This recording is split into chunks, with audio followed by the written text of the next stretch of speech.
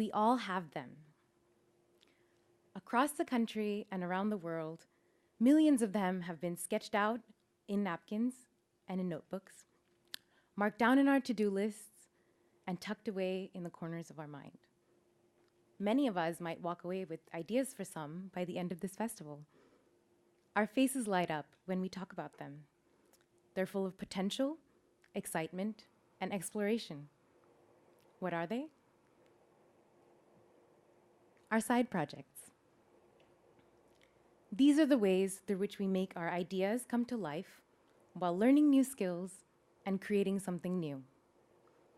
There are I want tos, whether it's I want to start a vegetable garden in my backyard, learn guitar, learn how to code and design an app. Or in my case, about a year ago, I wanted to illustrate and publish an alphabet book for children. Everyone can agree that side projects are easy to start, but they can be difficult to finish. Unlike in our workplaces, where we have deadlines and managers to keep us on track, we don't have the same pressures when we work on our side projects. So, how can we get better at them? Over the past year, I've interviewed many people to find out how they approach their side projects. Do they plan? What are their main obstacles? What tools do they use to remember? I also researched many planning and productivity tools, noting the details of what worked and what didn't. Based on my findings, here are 3 big obstacles that we face.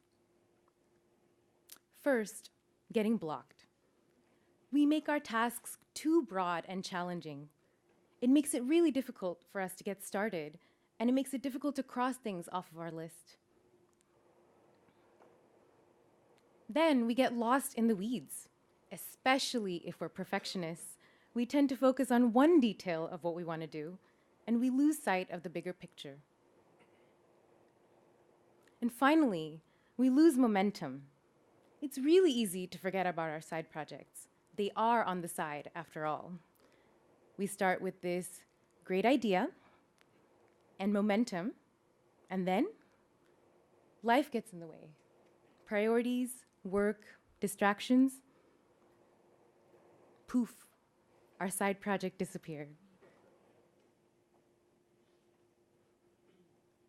To address these issues, I've made Bit by Bit, an app that helps you plan and complete your side projects without getting stuck.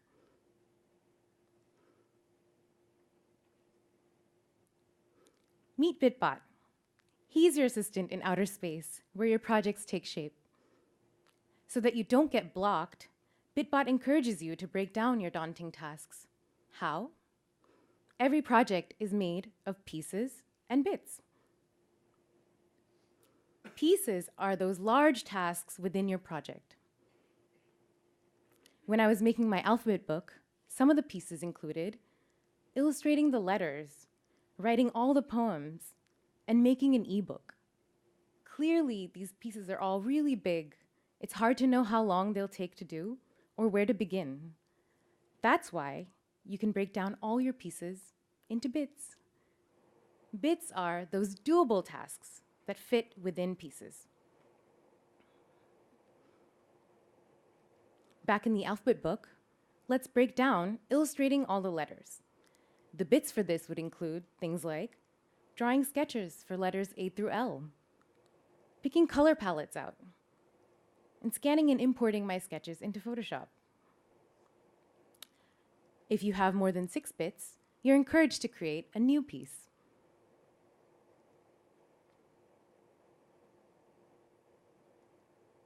So let's see this in action in the app. You select a piece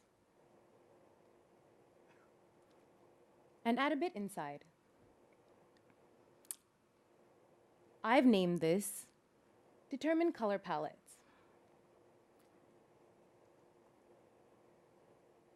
Let's give it a day to start on. How about May 21st? Great. Now, when you save it, you'll see that your piece has a new bit. Bit by bit won't let you get lost in the weeds, where you focus on one detail and end up forgetting all the other important things that you had to do. As you add bits and pieces to your project, it'll start to form a cluster, and you can see your whole project at once. Every time you look at it, you'll always see everything that you've planned. Yellow pieces are those big tasks still waiting to be broken down. Blue bits and pieces are tasks you've already marked complete. And gray is for tasks that you've frozen. You might have once planned for them, but changed ideas or direction. They're still helpful to revisit and remember. Since it's easy to lose momentum on our projects over time, Bitbot will always ask you to have a what's next goal to keep your project moving along. Let's see. From the bits I've created, I'd like to sketch out ideas for letters A through L. Great. I'll do this by June 19th, and it's a plan. When that day comes along, Bitbot asks in a friendly way, "Hey there, did you get a chance to finish?"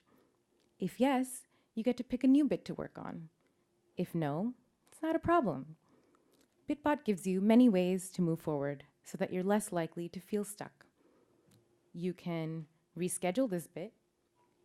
Maybe you didn't have time this week. You can pick another bit to work on. Sometimes we just want variety. Or if this bit seemed too big, you can break it down further.